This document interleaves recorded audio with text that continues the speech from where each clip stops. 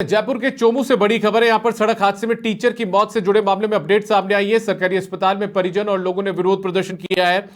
तकरीबन 1 घंटे की वार्ता के बाद प्रशासन और परिजनों में सहमति बनी है। दरअसल सारांश कैरियर इंस्टीट्यूट की जो बस थी उसके अंदर ये लोग सवार थे, छात्र सवार थे, टीचर सवार थे और उसमें एक टीचर की डेथ हो गई थी। ऐसे में सारांश कैरियर इंस्टीट्यूट ने 21 लाख रुपए देने की घोषणा की है।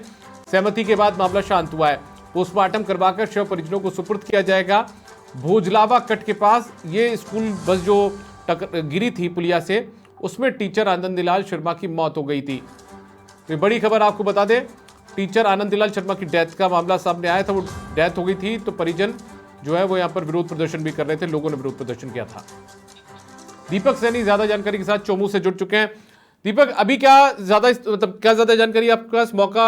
मौके पर क्या कुछ स्थिति, क्या लोगों ने और जो परिजन थे वो जो डिमांड कर रहे थे उनकी मांगों पर सहमति बन गई है? देखिए दीपक, सुबह से जो मामला चल रहा है उसके बाद में परिजन भी यहाँ पहुंचे थे और उनका विरोध भी देखने को मिला। हल्का फुल्का विरोध हुआ। चोमू जिला अस्पताल की मोर्चरी में जब शव रखवाया गया, डेड बॉडी से लेने से इनकार कर दिया गया था कि जब तक आर्थिक मुआवजा नहीं दिया जाएगा तब तक डेड बॉडी नहीं ली जाएगी। करीब 1 घंटे तक प्रशासन और परिजनों के बीच समझाइश का भी दौर चला। अब सहमति बन गई है और करीब 21 लाख रुपए संस्था की ओर से परिजनों को दिए जाएंगे। इसके बाद सहमति बनने के बाद अब मामला शांत हो गया है और पोस्टमार्टम करवाकर शव परिजनों को भी सुपुर्द कर दिया गया है।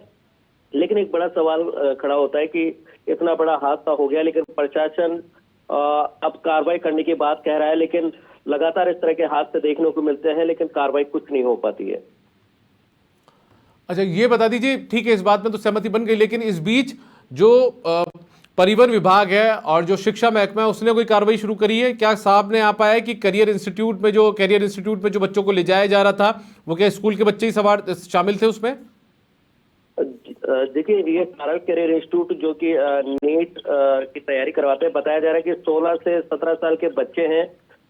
10-20 बच्चे करीब इसमें बताया जा रहा है, 20 से 30 बच्चे जो इसमें सवार थे और ये सारांश कैरियर इंस्टीट्यूट के ही थे जो स्कूल संस्था में ही जा रहे थे इंस्टीट्यूट में, और उसी दौरान ये हादसा पेश हुआ है।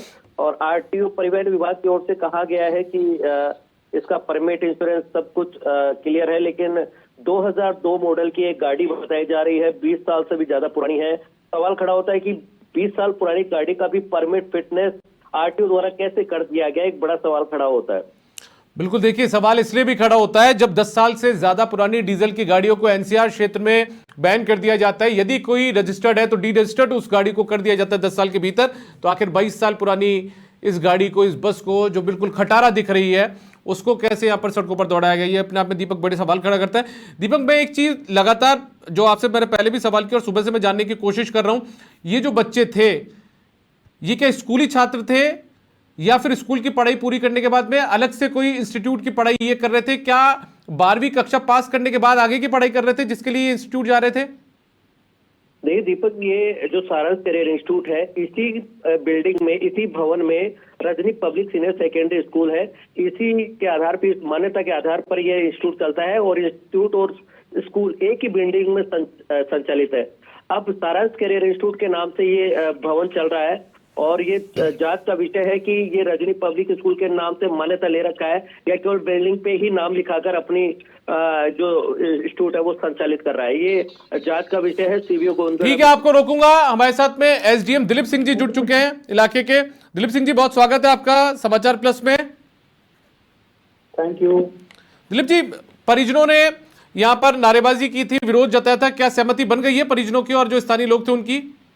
जी जी, अभी दोनों पक्षों में सहमति बन गई है और जो संस्था है उसकी तरफ से जो मृतक है उनके परिजनों को कुल 21 लाख रुपए की आर्थिक सहायता दी जाएगी। ठीक है, इस पे इनकी सहमति बनी। ठीक है दिलीप जी, मैं एक चीज और जानना चाह रहा हूँ साहब, मैं सुबह से बहुत ही समझ नहीं पा रहा हूँ इस मामले को। ये स्कूल भी उसी बिल्डिंग में संचालित होता है, साथ में एक इंस्टीट्यूट भी उसी बिल्डिंग में संचालित होता है। स्कूलों का शीतकालीन अवकाश चल रहा है, इसी बीच बच्चों को इंस्टीट्यूट की बस में सवार होकर बुला लिया जाता है। साहब, ऐसी गफलत की स्थिति कैसे चल रही है यहाँ पर? देखिए, ऐसा है जी, ये जो रोड एक्सीडेंट है और ये संस्थान की कोई बस थी, उसमें नीट के विद्यार्थी और उनके एक टीचर जिनकी इस घटना में मृत्यु हो गई, वो जा रहे थे और ब्रेक फेलियर की वजह से ये घटना कारित हुई है, जो अभी प्राइम फेसिया जो इनपुट आए हैं। आगे सारी चीजें जांच का विषय है। अच्छा, आप बता रहे नीट की तैयारी करने वाले छात्र थे ये? जी। तो स्कूल से इनका कोई मतलब नहीं था? मतलब इसका मतलब शीतकालीन अवकाशों का सरकार के आदेशों का इस पर असर नहीं होता है? उसके लिए भी हमने एक शिक्षा विभाग की टीम गई है, वो जांच कर रही है, और यदि उसमें भी इस प्रकार के कोई दोष पाया गया तो उसके खिलाफ कार्रवाई अमल में लाई जाएगी। ठीक है, मतलब जांच करवा रहे हैं सर। एक और चीज, चूंकि आप उपखंड अधिकारी हैं और मैं चूंकि प्रशासन के, जिला प्रशासन के आप नुमाइंदे हैं, इसलिए मैं आपसे एक सवाल और करना चाहता हूं। ये जो बस बताई जा रही है, सब जिस बस के अंदर ये बच्चे और ये सवार थे, अमूमन जो 15 साल से पुराने वाहन होते हैं उनको डी रजिस्टर्ड कर दिया जाता है, खासतौर पर डीजल के वाहनों को, लेकिन ये तो 22 साल पुरानी बस बताई जा रही है, 2002 का रजिस्ट्रेशन है इसका। देखिए, ऐसा है कि जो हमने हमारे परिवहन विभाग से जो जांच करवाई है और उसमें जो सूचना आई है, ये बस की रजिस्ट्रेशन वैलिड है और उसकी फिटनेस भी वैलिड है।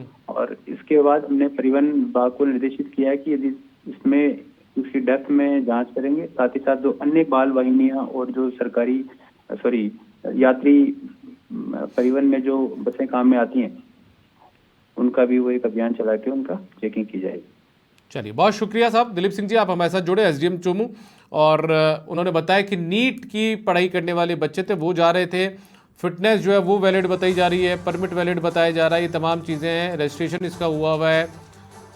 तो अपने आप में बातें भले दावे कही किए जा रहे हो, लेकिन जैसा दीपक अभी मुझे बता रहे थे, दीपक सैनी, कि 2002 का रजिस्ट्रेशन इसका है। तो एक बार वापस दीपक का रुख करते। दीपक, एसडीएम कह रहे हैं कि परमिट भी था, रजिस्ट्रेशन भी हुआ था, कोई दिक्कत नहीं थी बस में, नीट की पढ़ाई करने वाले बच्चे थे, तो दोनों तरफ से कहीं भी गलती, ना तो इंस्टीट्यूट की, ना स्कूल की, ना परिवहन विभाग की, ना शिक्षा विभाग की, कोई गलती नहीं है, ये तो हादसा तो हो गया। देखिए, प्रशासन की ओर से यही कहा जाता है, जब हादसा पेश होता है तो यही कहा जाता है कि कार्रवाई करेंगे, और इस तरह की सारी बातें दलीलें हो जाती है। लेकिन कार्रवाई हम भी समझते हैं कि जब परिवहन विभाग जब इस तरह की बात कहता है, चोमू में ऐसी कई निजी शिक्षण संस्थान है जहां पर बिना परमिट के, बिना इंश्योरेंस की गाड़ियां संचालित है, उन पर कार्रवाई नहीं होती। और जो गाड़ी है ये काफी खस्ताहाल है, ब्रेक फेल हो गए इस गाड़ी के, तो आप समझ सकते हैं और दर्शक भी समझते हैं कि ब्रेक फेल होना किस तरह गाड़ी की लेवल की स्थिति रही होगी। वो उसकी फिटनेस नहीं है, उसकी मेंटेनेंस नहीं है, और वो हाईवे पर दौड़ रही है, ब्रेक फेल हो जाते हैं, तो ऐसी गाड़ियों को हाईवे पर कैसे दौड़ाया जा सकता है, उन पर कार्रवाई क्यों नहीं होती। हालांकि एसडीएम साहब कह रहे हैं कि हम कार्रवाई करेंगे और फिटनेस बताई जा रही है, लेकिन रजिस्ट्रेशन जो बताया जा रहा है 2002 का हमें सूचना जो मिली है, 2002 की है, 20 साल पुरानी गाड़ी बताई, उसको फिटनेस फिर से कर दिया गया। तिरुपति नाम का एक कोई जो होता है उसके द्वारा इसका फिटनेस किया गया है। चलिए, ठीक है। परिवहन महकमा तो दीपक वैसे अपने आप में बहुत कुख्यात है, बहुत अपने कारनामों को लेकर। जब आप बिना मौके पर जाए, बिना ट्रायल दिए लाइसेंस बनवा सकते हैं, तो वाहनों की फिटनेस भी आसानी से हो सकती है। ठीक है, बहुत शुक्रिया आपका दीपक, कुल मिलाकर इस तमाम जानकारी के लिए। लेकिन देखिए, अपने आप में कई सवाल ये हादसे खड़े करके गया है। एक शिक्षक की मौत, कई बच्चे घायल, लेकिन सवाल ये उठता है कि आखिर इतनी पुरानी बस का फिटनेस कैसे जारी कर दिया गया? इतनी पुरानी बस सड़कों पर बच्चों को लेकर कैसे दौड़ रही है? क्या किसी यमदूत से कभी ये बस नहीं है? इनकी जो हालत है वो देखकर तो यही लगता है। लेकिन अपनी अलग अलग दलीलें जो प्रशासनिक अधिकारी वो दिनाते हुए नजर आते हैं, जो कई सवाल भी खड़े करती है कि क्या इसी तरीके से हादसे होते रहेंगे, 1-2 दिन के लिए बातें की जाती रहेंगी कार्रवाई करने की, और उसके बाद में वही ढाके 3 पात नजर आएंगे।